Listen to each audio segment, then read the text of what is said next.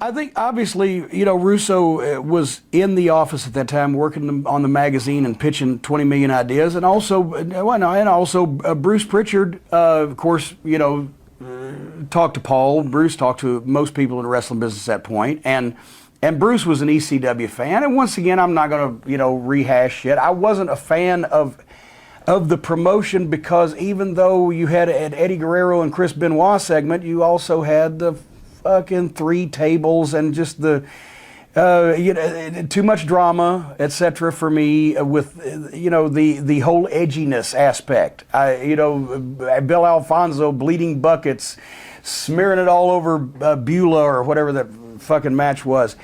They just went too far, so I kind of stayed in the background. But they wanted to, once again, because WCW had new talent, or they had their old talent, they wanted to find new talent and wanted to give some of these guys a chance. And I believe Bruce put it together. But that was the thing where Paul was in on it from the start and was fostering the idea. And if you're going to do it, do it. While at the same time he was on television, which was fine because that was the angle knocking the WWE, he was also in his locker room to the boys knocking the WWE and saying, "Oh, we're fighting them," but he was getting a check from them. Well, what's the when I was in of this? Louisville with OVW, I would say, yes, I don't like the WWE because they did this to me this week, but in the interest of full disclosure, they're giving us fucking money. But Paul wouldn't do that. I don't know. Anyway. What's the nature of a deal like that? Well, specifically this deal. Do you know? Is it a true partnership? They're just paying them per day to come in? Oh, yeah. They paid the guys, obviously, per shots that they worked. And then also, I remember, and this was probably a little bit later on in the year, when they had brought a couple of guys in that Paul had been using, Vince, at his table by the pool one day said, "Well, put Heyman on the payroll for $1,000 a week. I feel bad because we've stolen some of his talent." But then Paul was still telling, "Hi, Paul. I'm not knocking you, just telling the truth." Paul was still telling his guys, "No, they're the evil ones. We don't want anything to do with them." But he was taking their fucking check. You can say they're evil, but admit you're taking a check, or don't do one or the other. It's pretty well documented that Shane is an ECW fan. Does he propose this maybe to Vince? Does he have Vince's ear at this time? Shane, that was right about the time Shane was coming around, because I would say that, Shane joined us on some writing days in 97, right before I was off the creative team. So he might have backed it up, but I think a variety of people did because, ECW was getting hot. I just, How'd those guys mix when they came in with the established Well, not well at the first time. I don't, you scratched that out, but I remember one time that Van Dam and Sabu came in. Maybe I could find it if I had better glasses. It was early that year. What was the date? March? The date we just did was February. Well, the point is, they came in and 24. The guys were complaining. Well, Van Dam dressed in his car, and Sabu, they didn't mix, and I think Heyman was keeping him over in the corner somewhere also. And they wanted to do some kind of wild ass match with tables and blah blah blah. And of course the WWF guys are going, "What the fuck? These are the guys that jump through tables. They're fucking morons." There was a natural. It didn't need to be fostered by anybody. There was a natural tension. I won't say tension, just lack of understanding. The ECW guys thought, "Oh, these WWF guys are fat, old, lazy, making a lot of money and have shitty matches," and the fucking WWF guys thought these fucking ECW marks are a goddamn bunch of fucking morons that bash each other over the head with shit for real for no fucking money. So there was a wide chasm there to cross. And then the initial working relationship ended, I think it was one time, Road Dogg, who was just floundering at that point before Degeneration X. Some way or another, they wanted him to work with either Van Dam or Sabu or somebody on the ECW roster, and one of the agents went to Vince and said, "Well, why should we beat our own guy with do a DQ?" Okay, do a DQ. So I think it was Van Dam, as a matter of fact, I can't remember, but Paul was involved in it because, well, this guy, he doesn't beat anybody, Road Dogg. He's on the opening match for the WWF, and he's my top guy. Well, it's a DQ. Just go ahead and do it. It's political. It's bullshit. Everybody knows that. They made a big stink, so they all fucking went home that night. But that was the thing. Instead of just fucking putting up a stink, do the DQ. if it had been a job, yeah, lay down, we're going to piss in your mouth while we're there. That's one thing. But Paul couldn't even go and say, just do the fucking DQ, get thrown over the top rope, whatever the fuck, and go on your way. Especially if you're being paid $1,000 a week to get the piss in your mouth, right? Yeah, exactly. Yeah, there you go. Exactly.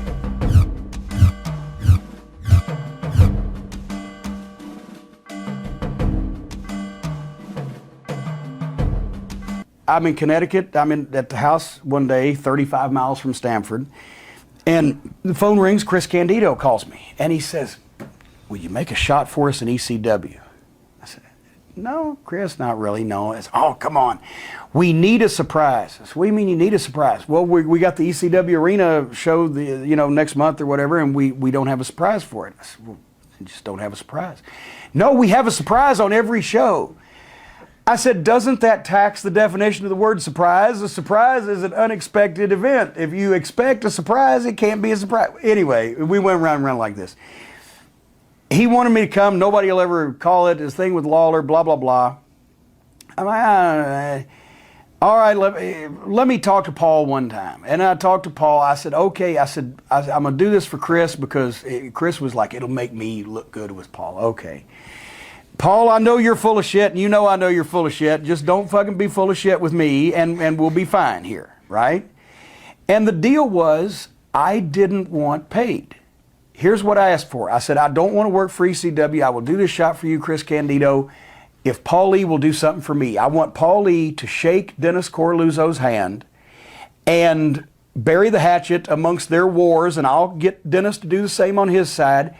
And then when the ECW guys are off, maybe let them work some of Dennis's spot shows, get them some extra work, right? Because Dennis has been promoting in the town for a lot longer than Paul has, and that's when he'd screwed him over in 1994 with the NWA title tournament, made Dennis look bad in front of all his friends and everybody. I said, if he will bury the hatchet, shake hands, and agree to fucking let bygones be bygones and maybe help Dennis with one of his spot shows every now and then, I'll do it. Okay, Paulie agrees to it. That's why I said, I know you're full of shit, but don't be full of shit with me, and we'll be fine. I said, I don't want paid. And then they said, well, we'll send a car to get you. And I said, all right. I said, I'll meet you at the office in Stamford, right? So I go to Stamford and meet at the parking garage. He sends a limo, a chauffeur-driven limo. Okay, all I wanted was a car. I didn't even ask for a car. I asked for directions. They said, no, we'll send a car. So he drives me in a chauffeur-driven limousine down to Philadelphia, and we pick up Dennis Corluzzo, and he has arranged for me and Dennis Corluzzo to go and have dinner at Morton's Steakhouse, which ain't cheap, folks. So the limo takes us to Morton's, and Mr. Heyman is taking care of everything, right? So we eat like crazy, and Dennis snatches about 3 or 4 cigars, not to let this chance go by. And then takes us to the ECW Arena. The reason why I can't answer some of those questions, which you have flipped away from, is because was going to the ECW Arena for this angle something you were looking forward to doing? No, I would actually rather been home in my house because I lived in Connecticut and I hated fucking going up and down the goddamn turnpikes and fucking roads, and I didn't want to do this show to begin with, and I supposedly wasn't getting paid. I was looking forward to seeing Dennis Corluzzo, and then all of a sudden when I found out we were going to eat at Morton's, I was looking forward to that. What was it like being in the ECW Arena is probably the biggest heel on the show. He wanted me to be a surprise. So the limousine, after Morton's, took us and held us until it was time for us to pull up to the ECW Arena, which I never even saw because we were in the back of a fucking limousine. It's supposed to be a surprise, so we pulled up in the back. Here comes Paul, gets in the limo, says, okay, we're almost ready. We're going to take you in a minute. But Dennis, first off, bygones. Water under the bridge. Boom, boom, boom. They're happy. Listen, we'll take care of everything. Just like I said, I'm going to have a meeting. I don't want you to go in right now because the show's going on. We didn't want to blow the surprise. So if you go in right now, something could happen. Some of the boys, you never know. I'm going to have a meeting and tell them that all the bygones are bygones and all is water under the bridge and we've shaken hands and we're going to trade talent, blah, blah, blah. And love's in the air. Come on, Jim. So they take me in, and I'm in the fucking back. The match is already going on. I'm going to run in. They just say, here, this guy's going to, when the lights go out, you're going to run. It's dark. You show up in the ring, beat the piss out of everybody, and in whatever time to go was, right? So I'm standing in the back of an arena that I've never seen. I've never seen the arena outside, and I've never seen the outside of the building. And basically the lights went out, ran in. When the lights came on, I'm in the ring with the racket. I'm starting to whack people. I go over to Tommy Dreamer and I whack him once. He don't sell it. I said, oh, you're fucking hurt. Because Lawler had hit him with the fucking kendo stick in the nuts. And his nuts had swelled up the size of fucking cabbages. Yeah, I remember that. So I immediately got away from him. And the people pelted us with garbage about that deep in the ring. And we said, fuck you. And I turned around because I didn't have my glasses on, right? And I can't see, but I turned around to where I envisioned that Paulie might be. And I was like, fuck you. And we ran through the crowd. And on the way back, as we come in the back area now, fucking Paul has an envelope. And as they're rushing me to the limousine, he slaps the envelope in my hand. And they run me to the fucking limousine, throw me in the back, and the limousine screeches off. I imagine there's villagers carrying pitchforks and torches coming out of the building behind me. I look in the envelope, $750 in cash. So what I wanted was for him to shake hands with Dennis Corluzzo, say all is forgiven, and agree to trade talent and respect each other's shows. I got a limo ride. I got dinner at Morton's. I got $750 in cash. And it wasn't fucking 3 days later that fucking Paul was denying that he had ever fucking shook hands with Dennis Corluzzo, and that Dennis did something to go back on their fucking deal that they supposedly didn't make, and they never fucking spoke to each other again, and none of that shit came about. So I got everything in the world treated like a king except the one thing that I fucking asked for, and that, no. Dennis called me like 3 or 4 days later. He's like, he's already knocking me. What?